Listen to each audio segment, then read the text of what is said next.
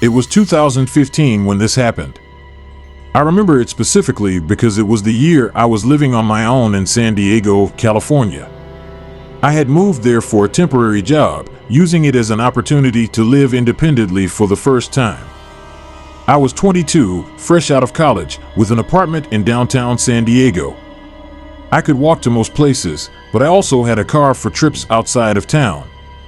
One of my favorite things about San Diego in general was the abundance of hiking trails.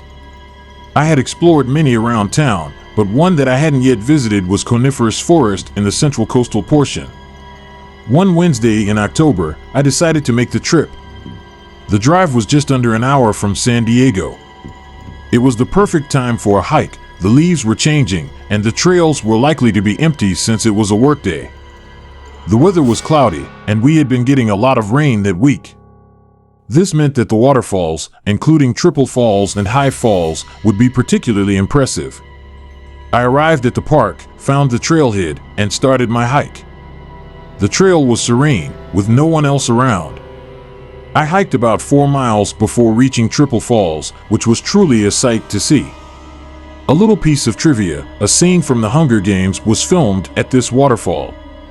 I took a few videos and pictures and sat on a rock for a moment.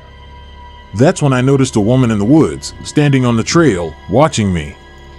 I waved, trying to be polite, but she just turned and walked deeper into the woods until she disappeared from view. I didn't think much of it at the time.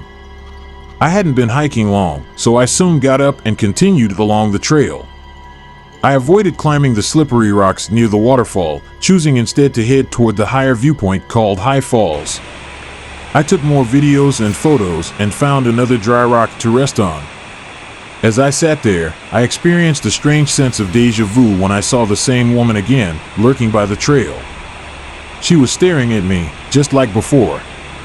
This time, I didn't wave. Instead, I looked down at my phone, pretending not to notice her. After about 10 seconds, I glanced up, and she was gone. From what I could tell, the woman looked to be around 55, with short, grayish blonde hair. But she was far enough away that I couldn't see her clearly. I had no idea which direction she went, but I decided to continue on my way, deliberately heading in the opposite direction from where she had been. Eventually, I reached the covered bridge, another scenic spot on the trail. I stopped to take more photos and drink some water. As I looked back toward the end of the bridge, I saw the woman again. She was standing there, staring right at me, as if I had done something wrong. This time, I was annoyed. I started walking toward her, calling out, "Excuse me." But she turned and walked away quickly. It was unsettling how fast she moved for someone her age. For a moment, I wondered if she might be a person with special needs who needed help, but I decided against chasing after her. I leaned against the edge of the bridge for a few minutes before deciding to head back. By then, I had been hiking for about 45 minutes, and I knew it would take another 45 minutes to get back to my car. On the way back, I walked in the same direction the woman had gone. I passed a younger woman walking her dog and decided to ask if she had seen an older woman pass by. She said no, and we briefly chatted about how strange my experience had been. After sharing a laugh, we parted ways.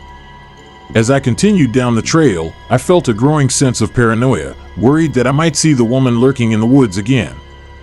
But the rest of the hike was uneventful.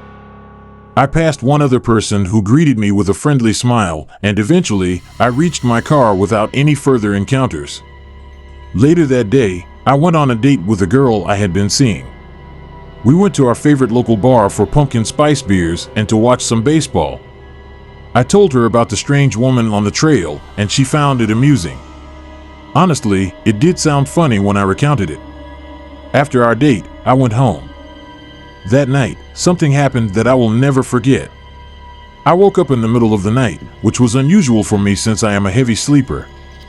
As I tried to gather my senses, I heard something at the foot of my bed. When I looked up, I saw a figure standing there. It was the same woman.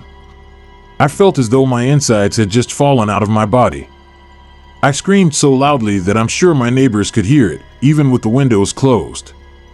I backed up against the headboard, trying to put as much distance between myself and the figure as possible. Then, without a word, she turned and walked out of the room. After she left, I managed to stop screaming, but my heart was racing. I fumbled to turn on the lamp, shouting, "Who's there?" The apartment was silent. I grabbed a knife from my nightstand and frantically turned on every light in the apartment, searching every corner, behind the couch, under the bed, in the closet, but found no one. Desperate, I called my father. I didn't know what else to do. I needed to tell someone. He answered groggily, and after I explained what happened, he tried to reassure me. He suggested that I must have hallucinated while in a half-asleep state, that I wasn't fully awake, and my mind had played tricks on me. Deep down, I knew he was probably right, but that didn't make the image of the woman any less real or horrifying. I told him about the woman on the trail and how the figure at the foot of my bed resembled her. He said that my brain likely conjured up a familiar image from earlier in the day. Somehow, I managed to fall asleep that night, but not before barricading my bedroom door with my dresser, just in case. 2 days later, I received a call from my mother, telling me that her sister in London had passed away. I had never met my aunt. She had been estranged from my mother for over 25 years and hadn't left London in all that time. My mother and uncle flew to London for the funeral. When she returned, she showed me a prayer card with my aunt's face on it. The moment I saw the picture, I felt my insides drop again. The woman on the prayer card looked identical to the one I had seen on the trail and at the foot of my bed. This revelation shook my whole family. The fact that I had told my dad about both the encounter and the hallucination before we even knew about my aunt's passing made the experience even more unsettling. I was born Catholic, but after my confirmation, I had never been particularly religious. But this experience, without a doubt, sent shivers down my spine and made me question what I truly believed in. For more videos, please subscribe.